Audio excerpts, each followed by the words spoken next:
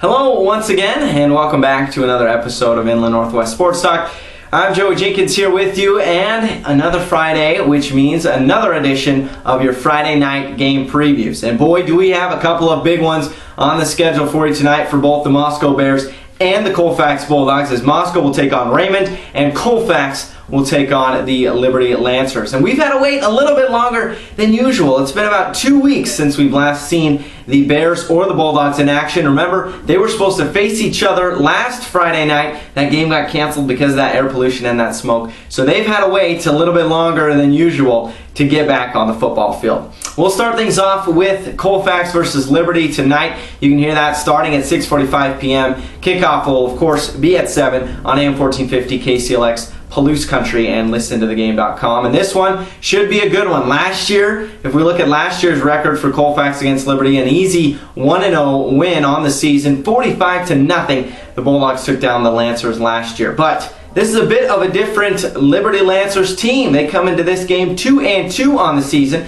losing their first 2 games of the year. Then they've won 2 in a row. They won over Bridgeport a couple of weeks ago, 28-20, and then last week a big win over Lake Roosevelt, 44-13. So the Lancers come in here hot, winning 2 in a row. Colfax, the same story. They're 2-0 on the season, getting ready for game number 3 of the year. Of course, those wins over Asotin in the opening week of the season, and then a couple weeks ago they took on Coeur d'Alene and easily won that one. So we're looking at 2 teams in the last 2 games are perfect at 2-0. What are the keys for this one? Well, if we look at last year, the defense played a big role for Colfax, not allowing a single point on the board for Liberty last year. This year, could we expect the same thing? I don't know. 45-0 is a pretty odd score to come by every year, but I think the defense will continue to shut down the Liberty offense. I think that's the key for Colfax. Their offense is great, their numbers are big, but how will their defense perform against this one? It'll be an exciting one. Make sure to tune in that again starting at 6:45 on AM 1450 Palouse Country.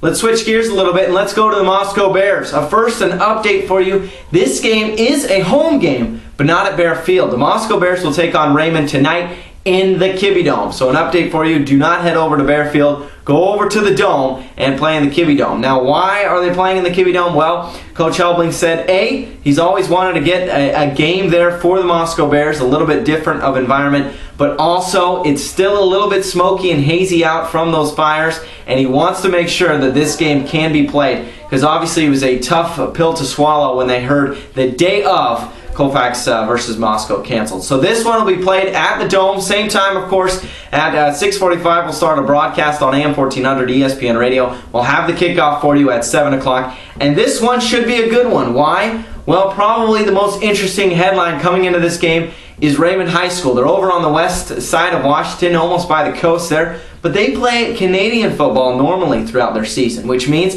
they have one extra guy. They have a wider field, a little bit longer of a field, and the big part is, besides the one extra player, is their receivers get a 5-yard head start before the ball is hiked to get their run going.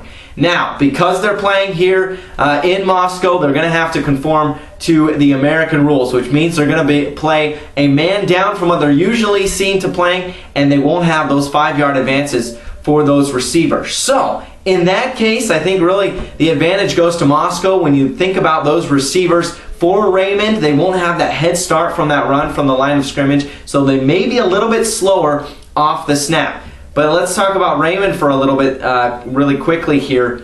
They're very quick because that Canadian football with that wider field, you're going to see a lot of the spread offense, a lot of empty back sets, but also a lot of guys being put in motion. You're going to see a lot of changing around in the personnel before the snap, a lot of motions for the receivers, and a lot of shotgun sets. So it'll be an interesting one. Also, the field. It's in the Kibbe Dome. The Bears or Raymond's not used to playing in a college football dome, and so of course stands won't be as packed as normally. The turf is a little bit different. You can move a bit faster, and so that'll be interesting to see. We may see a few more points scored because of that, being able to be faster on the turf. So a big one here for Moscow. Is it a must-win? Well, they're 0-4 on the season, and from the tone of the team, it seems like this one they really need to win against Raymond in the Kibbe Dome. So you can hear that again at 6:45 p.m. We'll have the pregame kickoff at 7 o'clock on AM 1400 ESPN Radio and also on listentothegame.com. So 2 big games for you after we've had a couple of weeks break, and we're excited for another